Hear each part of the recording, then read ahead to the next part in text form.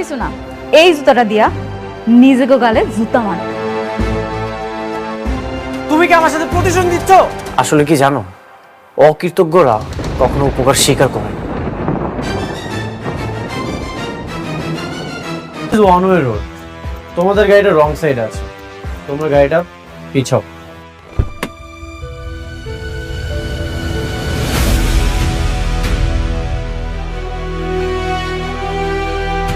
গাড়ি পিছাইবো না।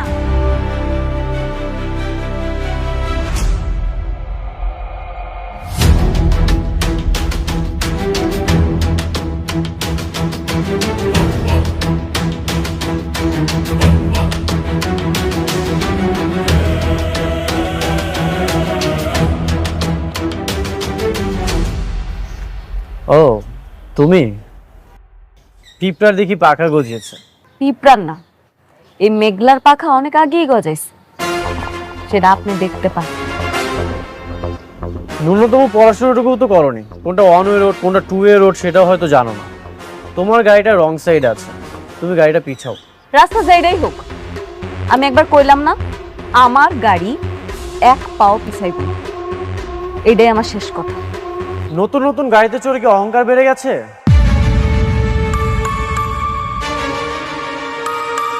কি দেখাচ্ছ তুমি? এই যে গাড়িতে চড়তে পারো, তোমার বডিগার্ড আছে, শো অফ করতেছো, কি দেখাতে চাও তুমি? আপনার যেইটা খুশি আপনি ভাবতে পারেন, আমার কিচ্ছু আসে যায় না। দুদিন আগেও তো বস্তিতে ছিলে, বস্তির মানুষ যে নতুন গাড়ি পেলে অহংকার বেড়ে যায় সেটা তোমাকে না দেখলে আমি বুঝতে পারতাম না, এতদিন শুধু শুনেই এসেছি। ও এখন বস্তির মানুষ, আপনি মনে হয় ভুলে গেছেন এই বস্তিতেই আপনি খাইছেন, দাইছেন আর ঘুমাইছেন। বস্তির মানুষ যে মানুষ হয় সেটা ভুলা যাবে না, মনে রাখবেন। দুদিন আগে তো তুমি ফকির ছিলে, অস্বীকার করতে পারবে? অস্বীকার তো করতেছি না, আপনার মতো স্বার্থপর না। যদি স্বার্থপর হইতাম তাহলে এই স্বার্থের খাতিরে অনেক ক্ষতি করতে পারতাম। আর কি ক্ষতি করতে চাও তুমি? হ্যাঁ, আবার জুতা তুলবা? এখন তুমি আমাকে জুতা দিয়ে মারবা? তুমি আমার এইখানটাতে আঘাত দিয়েছো, তুমি ভুলে যেও না তুমি আমার ওয়াইফ। আর যদি উল্টাপাল্টা কিছু করো আমি কিন্তু বাধ্য হবো তোমাকে ডিভোর্স দিতে।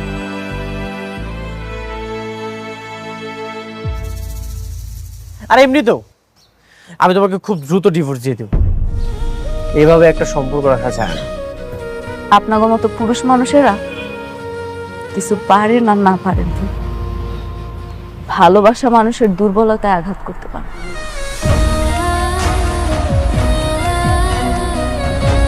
একটা মেয়ে কখনোই তার সংসার ভাঙতেছে না, তার সংসার গড়তেছে। এত কিছুর পরেও আমি মুখ বুঝে সব কিছু চুপচাপ সহ্য করছি। আপনি ঠিকই কইছেন মিস্টার অনিক, আপনি সবসময় ঠিক ছিলেন, আমি ভুল ছিলাম, আমি অহংকার। আপনার রাস্তায় কাটা হয়ে দাঁড়াইছি তো, এই কাটা সইরা গেল, চলে দেখছি। আপনার রাস্তায় আপনি যান। সব ডিল তো ফাইনাল, এখন শুধু সময়ের অপেক্ষা। কাজ করবো আর টাকা কামাবো, এবার আমি 100 কোটি টাকার মালিক হব। বাহ,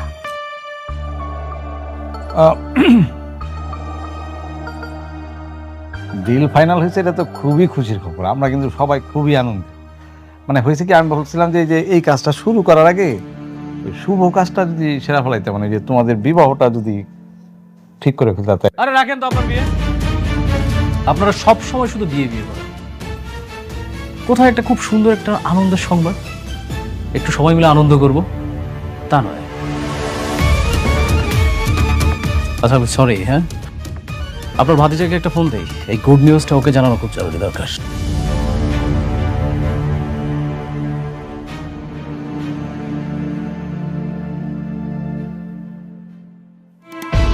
তুই আমাকে কেন কল করেছিস? কে বন্ধুকে অভিনন্দন জানাবি না? আমি তো শালিমা গ্রুপ অফ ইন্ডাস্ট্রিজের প্রজেক্টটা পেয়ে গেছি। কি মিষ্টি খাবি না? মিষ্টি নিয়ে আসবো তোর জন্য। কেন কল করেছিস সেটা বল। কেন কল করেছি জানিস না? তোর বউ সেই প্রজেক্টটা তোকে না দিয়ে আমাকে দিল। একটা জিনিস কি জানিস, তোর বউ না তোর ভালো চায় না, এই বিষয়টা না আমার কাছে কেন কত যে আনন্দ লাগতেছে। আনন্দ হচ্ছে, এই আনন্দের অবশ্যই একদিন আমি জবাব দেব। শোন, তুই আমার একটা চুলও ছিটতে পারবি না, যদি ছিটতে পারিস তাহলে ছিড়িস। তুই দেখবি একদিন আমি অনেক টাকার মালিক হব, কোটি কোটি টাকার মালিক। তখন তোর বড় লোক শ্বশুর আছে না, তোর বড় লোক শ্বশুরের থেকেও আমার একটা বড় কোম্পানি থাকবে, আর তুই আস্তে আস্তে ধ্বংস হয়ে যাবে। ঠিক আছে, আমিও দেখতে চাই তুই আমার কি করিস। তোদের সবাইকে আমি একে একে জবাব দেব, কেউ রেহাই পাবি না। আমি অপেক্ষায় থাকলাম তোর কল্পিত সময়ের, দেখবো তুই কি করতে পারিস। ওকে, গুড বাই, টাটা বন্ধু, ভালো থাকিস।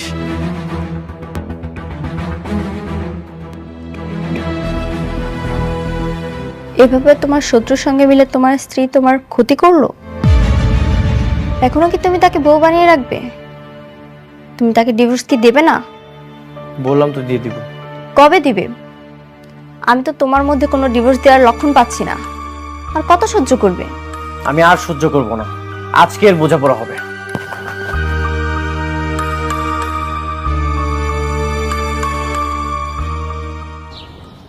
মেঘলা, মেঘলা, মেঘলা বাইরে আসো। মেঘলা, কিছু মেঘলা কোথায়? ওকে ডাকেন, ওর সাথে আমার বোঝাপড়া আছে। মেঘলা, আমি এখানে। কি বোঝাপড়া আছে কম? আমার জীবনের সবচেয়ে বড় ভুল কি জানো? আমার জীবনের সবচেয়ে বড় ভুল হচ্ছে তোমার মতো একটা মেয়েকে বিয়ে করা। এটা আমারও ভুল। তোমার মতো কোটিপতির বিয়া কইরা আমি আমার জীবনটা শেষ করে ফেলাইছি। তোমার তো সৌভাগ্য যে আমি তোমাকে বিয়ে করেছি, আর এই যে আপনারা একটা অকৃতজ্ঞ। অকৃতজ্ঞ আমরা? কি করছি আমরা? আর তুমি আমাকে জন্য কি করছো? 7 তালা কি দালান বাইন্দা দিছো? আর এই দালানে আমরা শুয়ে বসে আরাম করি, দাসী বান্দিকে কাম করে, তাই তো? কি বললেন? আমি আপনাদের জন্য কি করেছি, কি করি নাই সেইটা বলেন। বাবারে, আমরা জানতাম না তুমি কোটিপতি, আর এটা যাই না আমাকে মেয়ের তোমার কাছে বিয়া দেই নাই। শোনো, টাকা পয়সা দিয়া সবকিছু হয় না, সবকিছুর মাপকাঠি না। ও আচ্ছা, এখন টাকা দিয়ে কোনো কিছু মাপকাঠি হয় না। এই যে আপনারা আমাকে ধ্বংস করার প্ল্যানিং করেছেন। প্ল্যান? কি কাব্বা? শোনো, তোমারে নিয়ে যে প্ল্যান করমু এই সময় আমগো নাই। সেই সময় আমাকে নিয়ে কেন থাকবে? এখন তো তোমার সব সময় নাইট ক্লাবের সেই রং বেরঙের মানুষদেরকে নিয়ে। এখন তো তোমার চলাফেরা বড় বড় অফিসার, বড় বড় পোস্টে যারা আছে তাদের সাথে। অনেক সামলা কথা কও। আমার বস্তিতে আইয়া তুমি আমারে অপমান করবা? তোমারে আমি ছাইড়া দেবো? এমন মাইয়া আমি না। তুমি নষ্টামি করে বেড়াবা আর আমি তোমাকে নিয়ে কিচ্ছু বলবো না, এটা তুমি কল্পনা করলে কিভাবে? আমি তোমাকে আজকে ফাইনাল ডিসিশন জানাতে এসেছি। ফাইনাল ডিসিশন আমি জানিয়ে দেব। ডিসিশন? কি কি ডিসিশন তুমি দিতে চাও শুনি? আমি তোমাকে ডিভোর্স দিতে চাই। আমি তোমাকে ডিভোর্স দিয়ে আমার ভুল থেকে আমি মুক্তি পেতে চাই। আমি সেই দিনই বুঝতে পারছিলাম, যেদিন তুমি আমার চোখের সামনে টাকার জন্য আরেকটা মেয়ের বিয়া করে ফেলাইছো। আমি তোমার সেই দিনই মুক্তি করে দিছি। এইভাবে না, আমার অফিসিয়াল ভাবে মুক্তি চাই। আমাদের যে কাজে বিয়ে পড়িয়েছিল তাকে বলেন সব ডিভোর্সের পেপার রেডি করতে। আমি আপনাদের সাথে কোনো সম্পর্কই রাখতে চাই না। আমাকে ধ্বংস করার জন্য নিজের ইজ্জতটা ব্যবহার না করলেও পারতে। তুমি যে এতটা খারাপ সেটা আমি কখনোই কল্পনা করিনি। আমার জন্য আজকে আমার মেয়ের সংসারটা নষ্ট হয়ে গেল।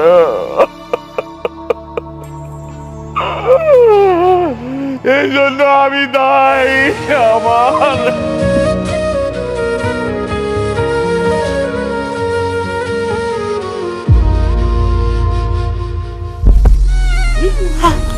আল্লাহ, ওমা কি হলো এটা? আমারে বাবা আর তোরা করে না আমারে।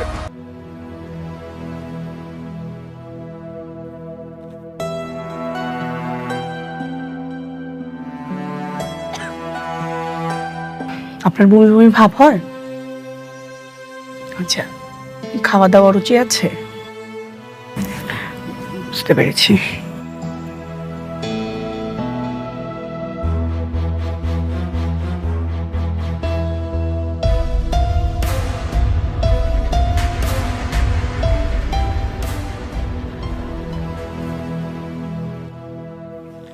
আপনার স্বামীকে খবর দেন, খুশির সংবাদ আছে। আপনার স্বামীকে বলেন মিষ্টি নিয়ে আসতে। কি সুখবর ডাক্তার সাহেব? নতুন মেহমান আসতে চলেছে, আপনি মা হতে চলেছেন। বাচ্চার বাবাকে বলেন মিষ্টি নিয়ে আসতে, মিষ্টি নিয়ে তারপর বাড়িতে যাবেন। কি কি আপনি এগুলা কি কইতাছেন?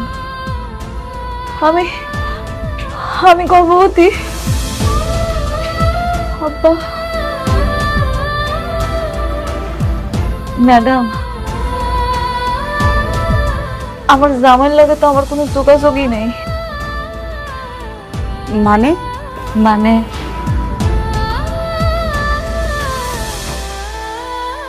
আমার জামাই আরেকটা বিয়ে করছে, এখন সে আমার ডিভোর্স দিতে চায়। তাহলে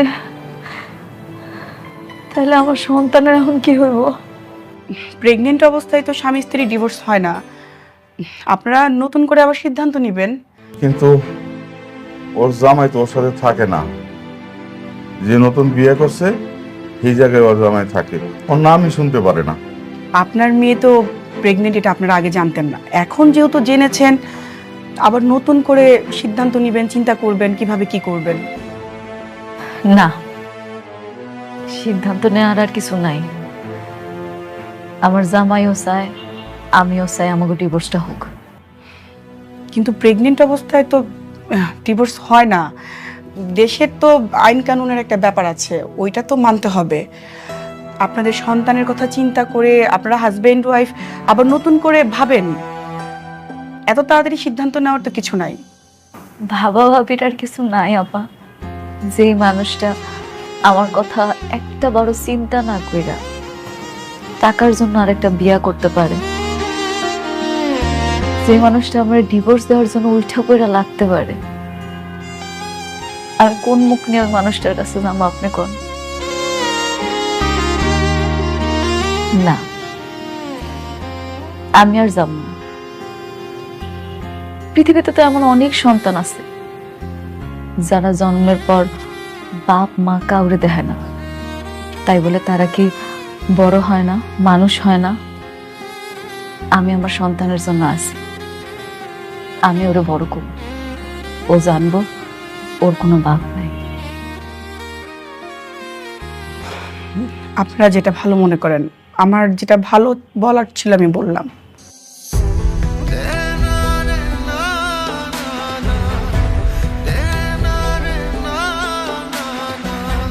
ঠিক আছে ডাক্তার আপা, আসি। আব্বা চলো।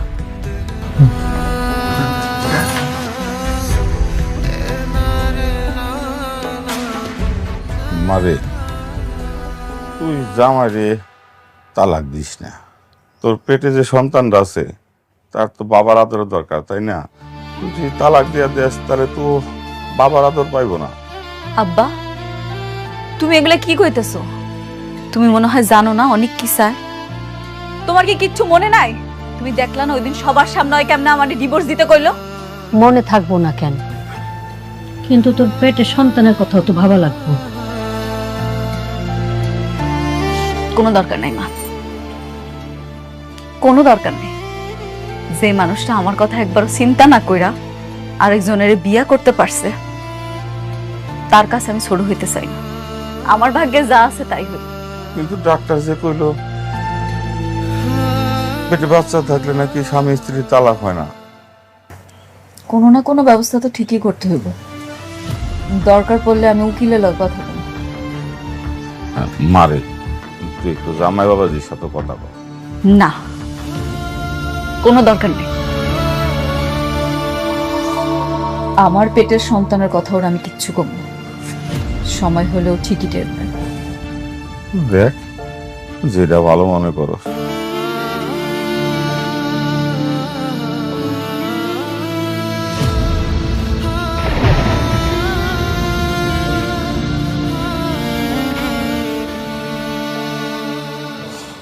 এখন আর কোনো সমস্যা নেই, লোনটাও হয়ে গেছে, শালিমা গ্রুপের সাথে চুক্তিটাও হয়ে গেছে।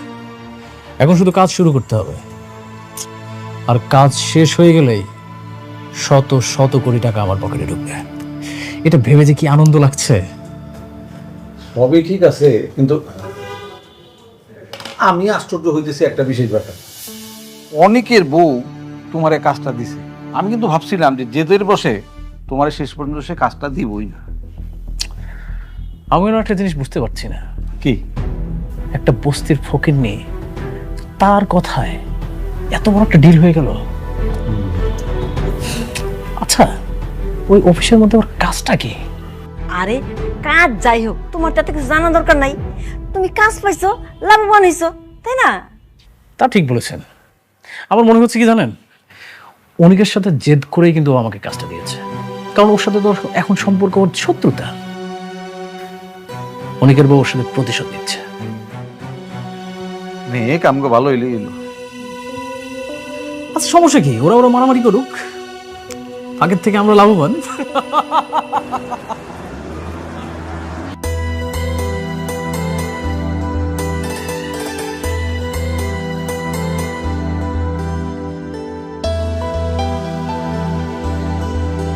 কি ব্যাপার, আপনারা সবাই এখানে খাড়া রয়েছেন যে? Madam, congratulations. আপনার এবং আপনার অনাগত সন্তানের জন্য আমার পক্ষ থেকে শুভেচ্ছা। ধন্যবাদ ম্যাডাম, অ্যাডমিনের পক্ষ থেকে ধন্যবাদ।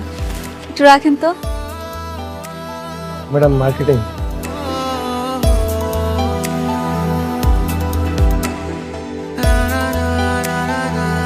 ধন্যবাদ। আপনারা সবাই আমার জন্য এত কিছু করছেন, আমি খুব খুশি। ম্যাডাম, উনি হচ্ছেন আলতাফ চৌধুরী, আপনার সাথে মিটিং করার জন্য এতক্ষণ ওয়েট করছেন। আসসালামু আলাইকুম। চলেন না ভিতরে, চলেন মিটিং এ যাই। আসেন, রুমে আসেন। চলুন আলতাফ সাহেব। আপনারা এগুলো নিচে নিয়ে যান।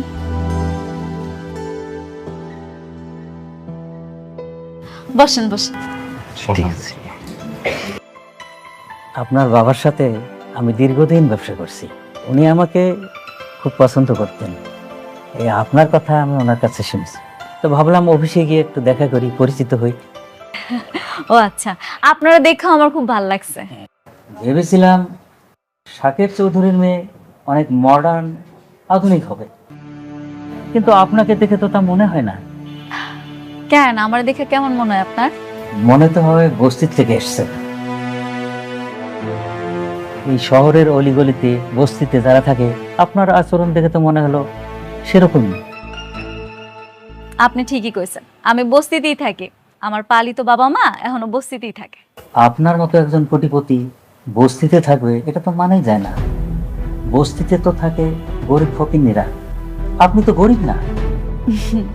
তাতে কি হয়েছে? আপনারা কইলাম না, ছোটবেলা থেকে ওখানে মানুষ হয়েছে, এই জন্য হেনেই থাকি। আলতাফ সাহেব, আমরা এই বিষয়ে আলোচনা না করে আমরা ব্যবসায়িক আলোচনাটা সেরে ফেলি। ও শিওর।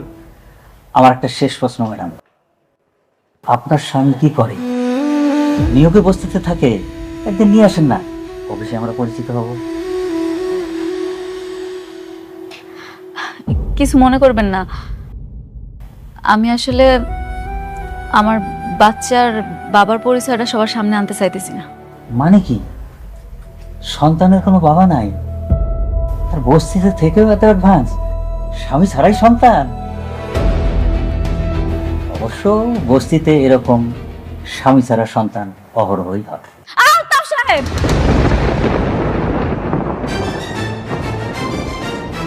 আপনি মুরব্বী মানুষ, আর তাছাড়া এই অফিসের সবচেয়ে পুরনো ক্লায়েন্ট। আপনার সাথে আমি খারাপ ব্যবহার করতে চাইতেছি না, ভালোই ভালোই বলতেছি। আপনি এখন আসতে পারেন স্যার। রিল্যাক্স, মাথা ঠান্ডা করেন। ম্যানেজার সাহেব, ম্যাডাম।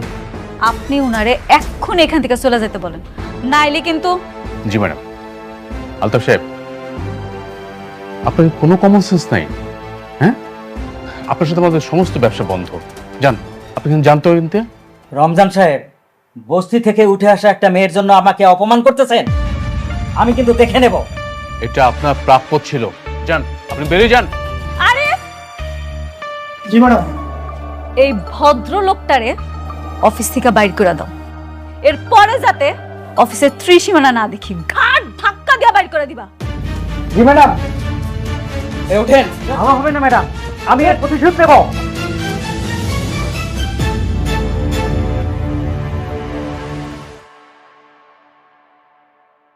উনি আমাদের সাথে বিজনেস না করলে কয় টাকা লস হবে? না ম্যাডাম, কিচ্ছু হবে না, ব্যাপারটা আমি দেখব। Sorry manager uncle. ঠান্ডা হবে? হ্যাঁ, আচ্ছা শরবত দেন তো ওকে। এদিকে আসো ছোট ভাই, এদিকে আসো। নাম কি বলছো? সিয়াম। আচ্ছা নাও, দাঁড়াও। ওকে এক গ্লাস শরবত দেন।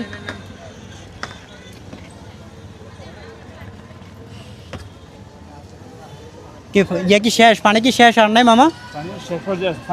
শেষ পর্যায়ে না? এগুলো ঠান্ডা কি হবে? এখানে কয় গ্লাস হবে আনুমানিক? 5-6 গ্লাস হবে। আচ্ছা বানান, 5-6 গ্লাস বানান। কত করে বিক্রি করেন? 10 টাকা। সকাল থেকে এই পর্যন্ত কয় গ্লাস বিক্রি করছেন মামা আনুমানিক? 30-35 গ্লাস বিক্রি করছি। 30-35 গ্লাস বিক্রি করছেন, দেখ আলহামদুলিল্লাহ। ওকে দেন। হ্যাঁ, এটা খাও তুমি।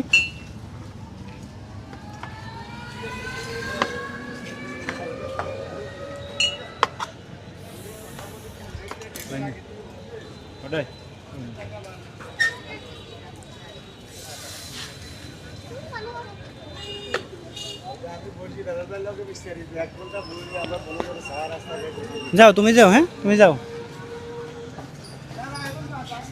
আরে কাজ করো না। হ্যাঁ, তোমার দাদুরে বলবা এটা আমি পারবো না, আমি মাদ্রাসায় পড়ি, আমাকে মানুষ বাজে কথা বলে, কথা বলবা। ওই কবিরাজগিরি করে, যে খনকারগিরি করে না, ওর দিয়ে কাঠ প্রচার করতেছে। এই কাজটাকে ঠিক, মানে সে নিজে মাদ্রাসায় পড়ে। আমরা যখন কোনো বিপদে পড়ি, হ্যাঁ বিপদে পড়লে আমরা কাকে করি, স্মরণ করি? আমাদের সৃষ্টিকর্তা আল্লাহ তাআলাকে না? এই সমস্ত এগুলো কি ঠিক? এগুলো তো ঠিক না। মানে এতটুকু ওনাকে দেন। টাকা রাখেন, টাকা রাখেন, টাকা রাখেন, আমি দিচ্ছি, জান আপনি খান। ওনার থেকে টাকা নিছেন? হ্যাঁ, না টাকা টাকা রাখেন, সমস্যা না, আমি দিছি। ছোট ভাই হিসেবে খাওয়াইছি, আমি খাওয়াইছি।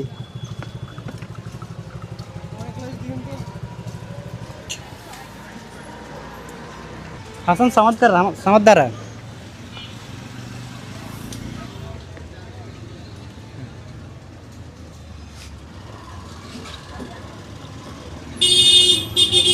এটাতে কি চিনি দিয়েছেন মামা নাকি সেকারিন? চিনি না? আলহামদুলিল্লাহ ভালোই আছে মোটামুটি।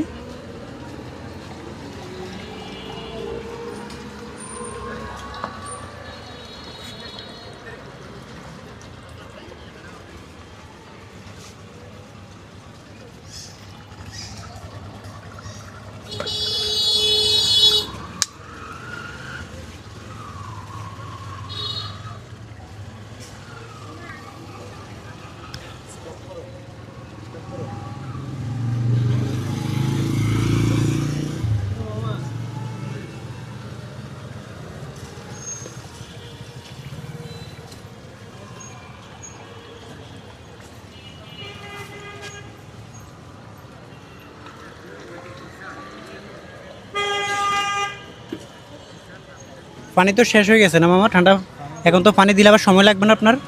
কতক্ষণ সময় লাগবে আনুমানিক? 15 মিনিট তো সময় লাগবে। হ্যাঁ, সারাদিনে কিরকম বিক্রি হয় মামা? কত গ্লাস আনুমানিক? 40-50 গ্লাস। 40-50 গ্লাস। মানে রোদ বেশি হলে একটু বেশি। হ্যাঁ, তুই খাইছ? আচ্ছা তুই খা, সমস্যা নাই।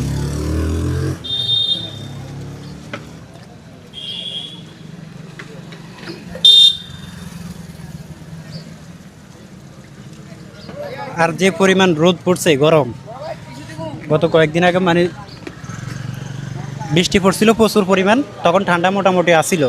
আর এখন যে পরিমাণ গরম পড়তেছে, মামা আর এক গ্লাস কষ্ট করে ওই করে দেন, অনেকক্ষণ পর্যন্ত দাঁড়া রয়েছে।